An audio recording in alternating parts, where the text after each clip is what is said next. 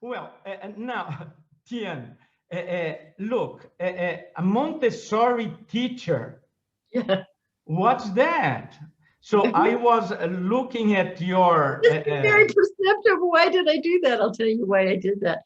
When my husband and I got together, he's also an ACOA, right? So here are two adult children of alcohol. he was also what? His mother was an alcoholic. My father was an No, but alcoholic. what is the acronym? Adult children of alcoholic is the acronym. The acronym adult? Child of alcoholic. So So and your how do you, PTSD, you're an how do adult. you, so what is the acronym? So how do you say that?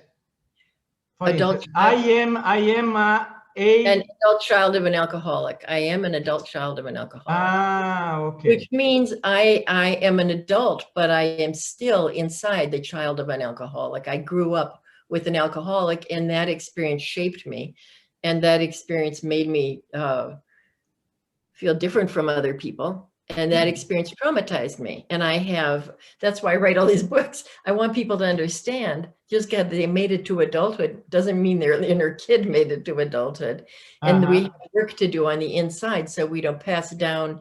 We all think if we don't drink, we're okay. That's not the case. We're even worse than people who drink because we're like all this dry drunk behavior. We really have to clean up post-traumatic stress.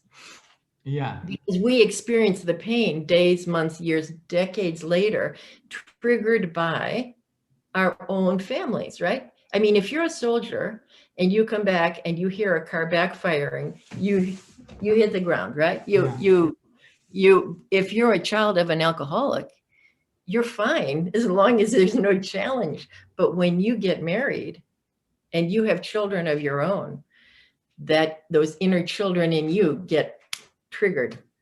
And if you don't watch it, you traumatize your kids because you pass on the pain you haven't dealt with. My goodness. Shut them down, or you explode, or you scapegoat them.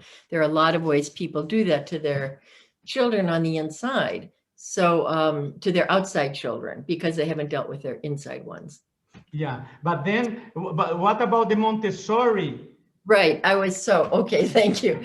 So we were both adult children of alcoholics, and we were searching for healing, right? But there was no such thing as an adult child of an alcoholic when we were that age.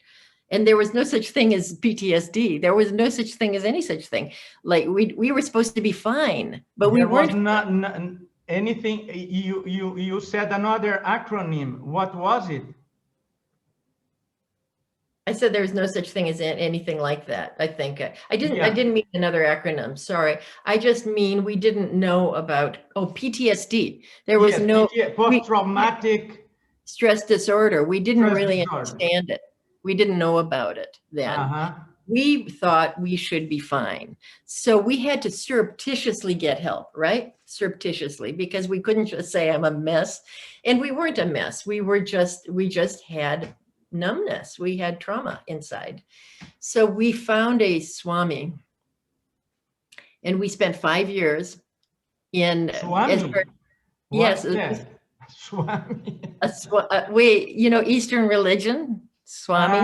Okay. Yeah. I'm so ignorant on this. I'm sorry. Yeah, well, we were too. But we spent five years as part of an ashram.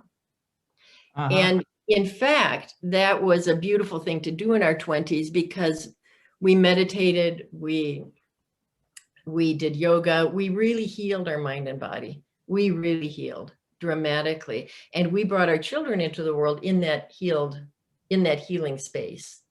So that was a beautiful thing. But the Swami went the way of many Swamis, and we had to get out. We found out things that weren't okay. So we left. It was time to leave anyway. But in those 5 years, he wanted to start a Montessori school, right?